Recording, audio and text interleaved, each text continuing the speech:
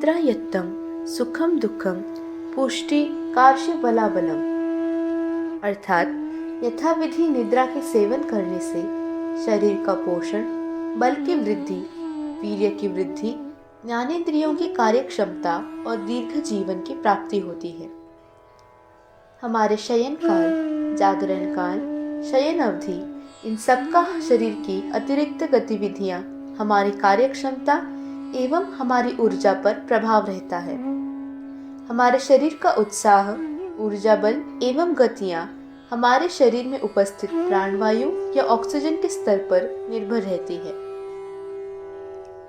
यदि हमारे शरीर में ऑक्सीजन पर्याप्त मात्रा में उपस्थित हो तो शरीर के बाकी तंत्र अर्थात बॉडी सिस्टम्स नियंत्रित रहती हैं एवं सारी गतिविधियां बाधा रहित पार पड़ती है।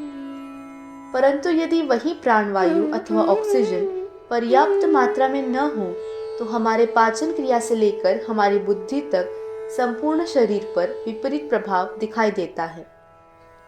अब हम हमारे शरीर द्वारा अवशोषित ऑक्सीजन से संबंधित कुछ तथ्य देखते हैं। हमारे शरीर द्वारा प्रति मिनट श्वसन द्वारा ली एवं छोड़ी गई वायु की मात्रा 7 से 8 लीटर होती है। अतः इस प्रकार हम प्रतिदिन 11,000 लीटर वायु का श्वसन करते हैं। इसमें से अंदर ली गई श्वास में ऑक्सीजन की मात्रा 20% और बाहर जाती वायु में ऑक्सीजन की मात्रा 15% होती है। अतः संपूर्ण श्वसन प्रक्रिया के अंत में शरीर द्वारा अवशोषित ऑक्सीजन की मात्रा केवल 5% रहती है। इस प्रकार यदि हम देखें तो हमारे शरीर में 550 लीटर ऑक्सीजन की आवश्यकता होती है। हमारे शरीर में 3 दोष उपस्थित होते हैं, वात, पित्त और कफ। वात दोष के पुनः 5 भेद होते हैं, प्राणवायु, उदान वायु, समान वायु, व्यान वायु और अपान वायु।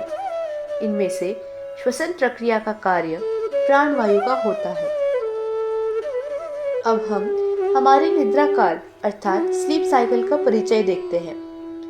हमारी निद्रा मुख्यतः 2 भागों में विभाजित होती है, एनआरईएम अर्थात नॉन रैपिड आई मूवमेंट जो हमारी स्लीप साइकिल का 80% भाग होती है, और आरईएम अर्थात रैपिड आई मूवमेंट जो हमारे स्लीप साइकिल का बचा हुआ 20% भाग होती है।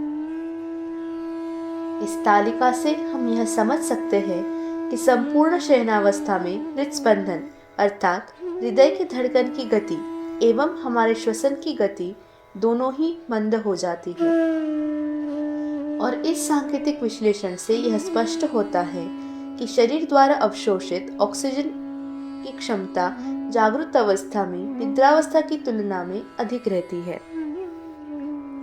चूंकि ऑक्सीजन की प्रचुर मात्रा हमारी श्वसन प्रणाली को नियंत्रित रखती है, हमारे मेटाबॉलिज्म रेट को भी संतुलित रखती है एवं हमारी ऊर्जा को भी बनाए रखती है, अतः ऑक्सीजन की कमी होने से इन सभी तत्वों का ह्रास होने की संभावनाएं बढ़ जाती हैं। आयुर्वेद के अनुसार व्यक्ति को ब्रह्म मुहूर्त में अर्थात सूर्योदय के 2 घंटे पहले उठना चाहिए।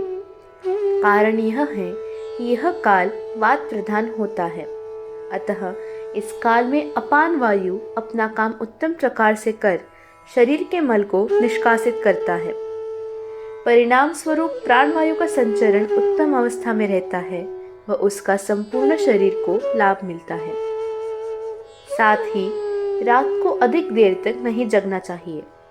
इसमें भी हम अपान वायु की भूमिका समझ सकते हैं। रात्रि में जागरण करने से अपान वायु विकृत हो जाती है और परिणाम स्वरूप शीर्षूल अर्थात हेडेक, अपचन अर्थात इम्प्रॉपर डाइजेशन जैसी समस्याएं उत्पन्न हो जाती हैं।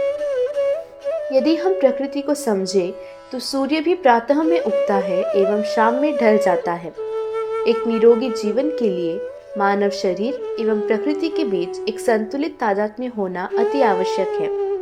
अर्थात जिस प्रकार प्रकृति की एक नियमित क्रियाविधि होती है, उसी प्रकार हमारे शरीर की दिनचर्या भी प्रकृति के साथ समरूप में होनी चाहिए। ये हमारा नया उपक्रम आपका स्वास्थ्य उत्तम रखने में सहायक हो, यही हमारा प्रयास है। हमसे जुड़े रहें और अपने परिवार के स्वास्थ्य के लिए हमारे आगामी वीडियोस जरूर देखें। हम आपके उत्तम स्वास्थ्य की कामना करते हैं।